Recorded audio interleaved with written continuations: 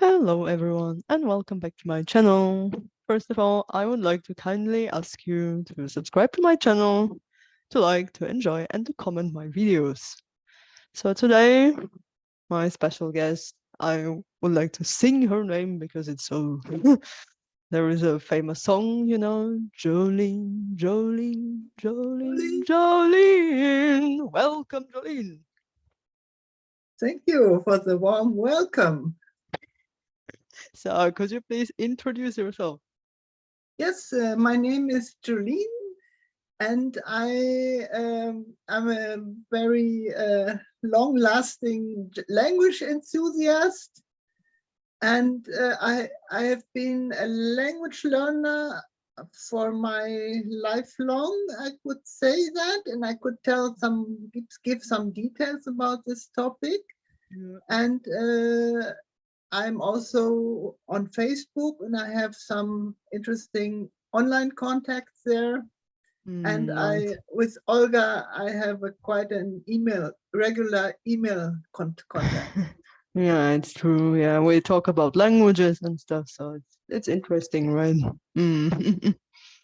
Ja, also, aber ich meine, wie hast du angefangen, Sprachen zu lernen, da generell? Also das war jetzt sehr unfreiwillig, weil als Grundschülerin bin ich mit meinen Eltern in die USA gegangen und habe dort die amerikanische Grundschule besucht, weil mein Vater beruflich nach USA versetzt wurde. Und unsere ganze Familie, also meine Geschwister, meine Eltern und ich, wir haben dann 2 Jahre in El Paso, Texas gewohnt. Und da musste ich sehr, sehr schnell Englisch lernen, weil ich dann auf die amerikanische Grundschule gegangen bin. Das war Ja. meine erste Fremdsprache, und im Nachhinein war das eigentlich sehr wichtig, dass ich schon in so jungem Alter eine Sprache lernen musste und konnte. Ja. Ja, so Englisch war deine erste Fremdsprache, stimmt's? Und Ja, dann, und die habe ich mir nicht selbst ausgesucht, sondern das ist durch ja. Familienumstände entstanden, dass ich diese Chance hatte, die Sprache zu lernen. Ja. Und du hast ja auch Sprachen unterrichtet, zum Beispiel Deutsch. Wie Ja. ist denn deine Unterrichtsmethode zum Beispiel? Ich weiß, du hast auch Menschen mit Sehbehinderung unterrichtet. Wie war es eigentlich? Also ich habe über den Blindenverein in meiner Großstadt, wo ich wohne, habe ich eine blinde Afghanin unterrichtet, die Deutsch lernen sollte, und die konnte nicht in einen normalen Sprachkurs gehen. Das war zu kompliziert, und dann war ich ihre Privatlehrerin Ja, schön. 2 Jahre lang ich war praktisch in dem Elternhaus, da habe ich den Unterricht gegeben. Und wir haben ein deutsches Sprachlehrbuch für Ausländer benutzt, also für erwachsene Personen. Das alte da, gell, von 1979, stimmt's? Das ist ein ganz altes Buch, aber es war didaktisch qualitativ sehr gut. Und sie Ja, hat das finde davon, ich auch gut, habe ich auch benutzt, du genau. kennst es auch, ja. Sie Ja, hatte schon. davon die Braille-Version. Ich auch. Ich auch. Ja, genau. Sie hat also in Braille das Buch benutzt. Ja. Und später haben wir noch ein Kinderbuch dazu benutzt als sozusagen Lektüre. Und das gab es wohl auch in Braille. Also sie hatte immer die Braille-Möglichkeit, und während Ja. des Unterrichts schrieb sie auf ihrer blinden Braille-Maschine. Ja, so, ja. Ich auch am Anfang, aber dann auf dem Computer schon. Das war ja schon, liegt schon Jahre zurück. Also das war unser Sprachunterricht, der war analog. Aber es hat Ja, ja, wirklich ja. Freude gemacht. Sie ist nachher leider nach Hamburg umgezogen, und dann brach der Kontakt ab. Also es war wirklich eine sehr schöne Unterrichtsverhältnis, was nachher auch zu einer Freundschaft geworden ist. Ja, schön, schön. Ja, das ist schön. Also das Lehrbuch kenne ich und ist wirklich gut.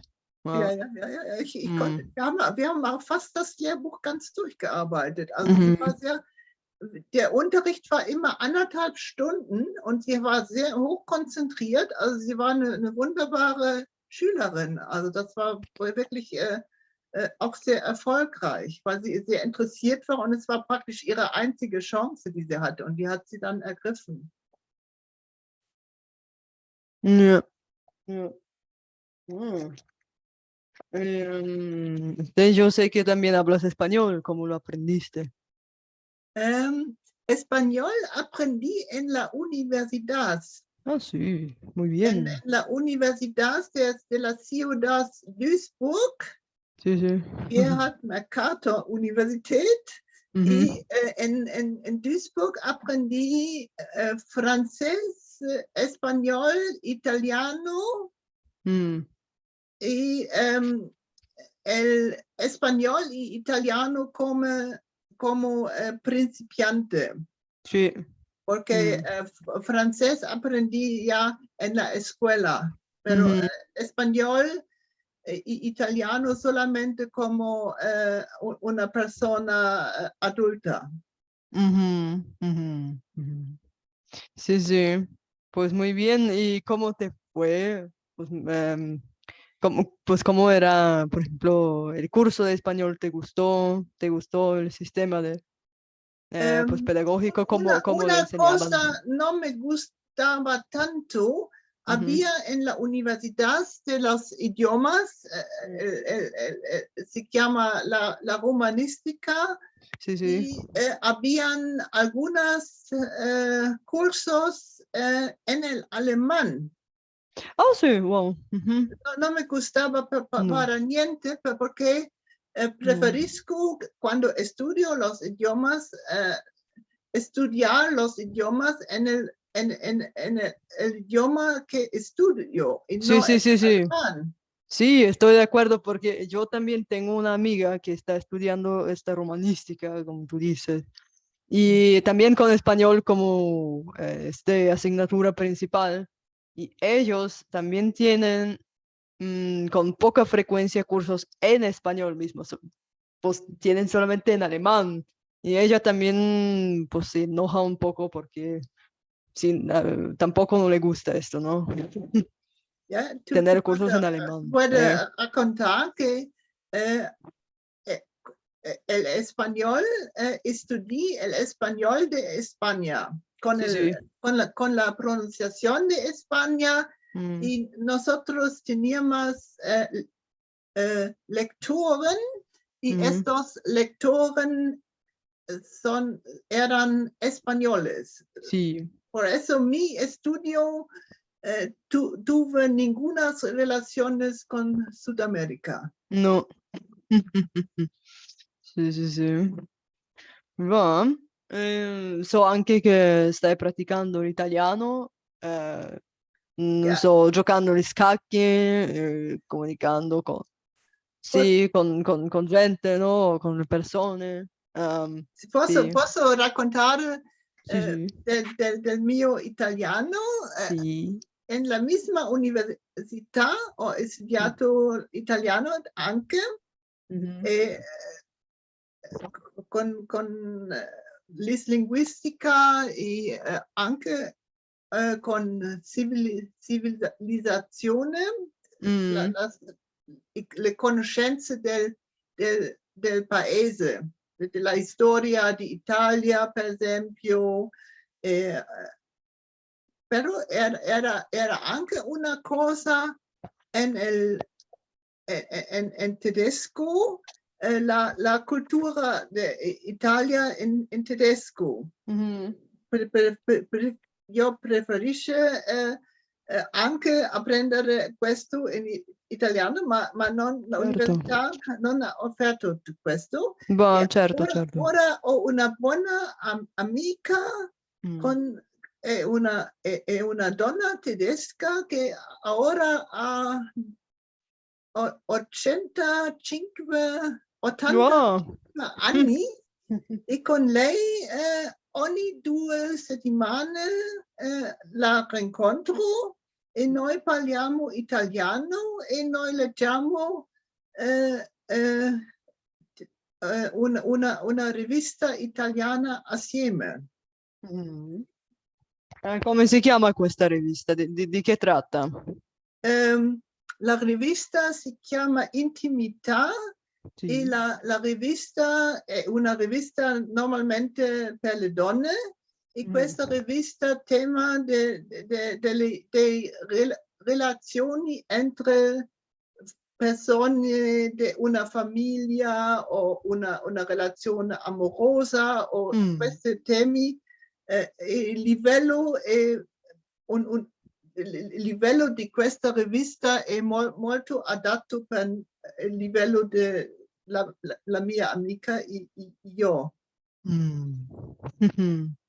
Ma sono degli articoli, sì? Ja, In questa sono storie, sono storie. storie.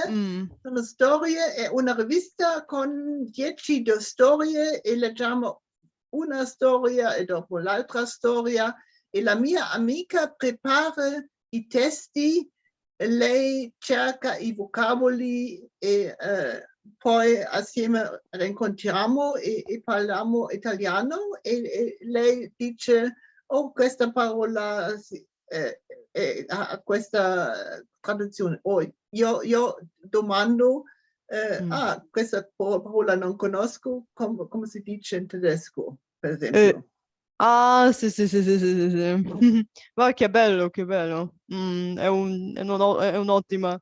È molto interessante perché noi facciamo questi incontri già dell'anno 1997. Wow. Sì. Sì, è un ottimo modo di praticare l'italiano, Io leggendo.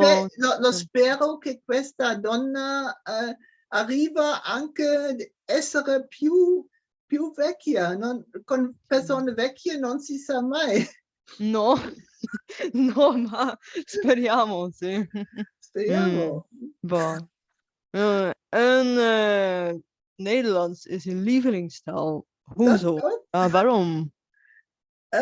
Nou, ik heb veel persoonlijke contacten met Nederland gehad. Ik heb mijn zeer intensieve vriendschappen met Nederlanders gehad. En jaren geleden ben ik vaak in Nederland geweest. Ja. Dus dat is een land wat ik ook uit persoonlijke ervaring zeer goed ken. Ik heb ook veel contact met de Esperanto-beweging in Nederland gehad. Daar heb ik aan bijeenkomsten deelgenomen waar we voor de helft in Esperanto gesproken hebben en voor de helft in het Nederlands. Oh, mooi. Dus vooral privé vriendschappen. En ik heb ook, ik was vroeger een rechtenstudent van het Duitse recht.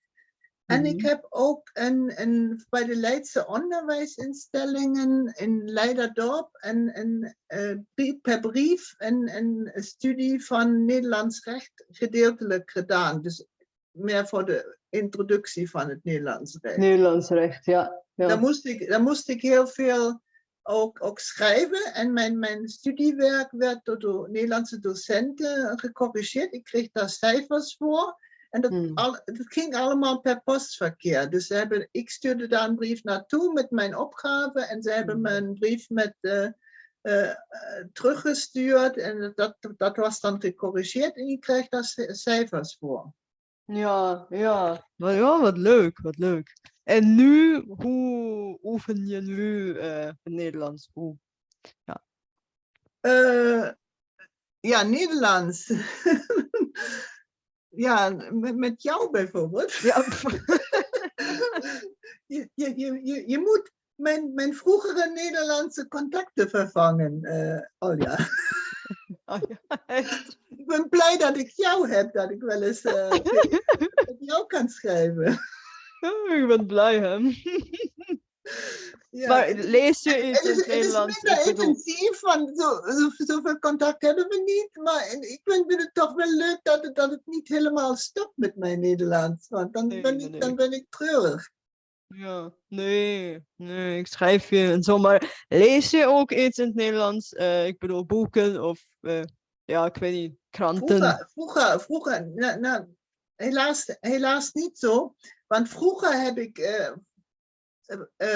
boeken bij de slechte in Nederland gekocht. Dan heb ik hele Nederlandse boeken gelezen. Dus de vaardigheid om boeken in het Nederlands te lezen, die heb ik wel. Maar ik kom niet aan boeken, dus daarom nee, doe ik eigenlijk niet. Nee. Nee.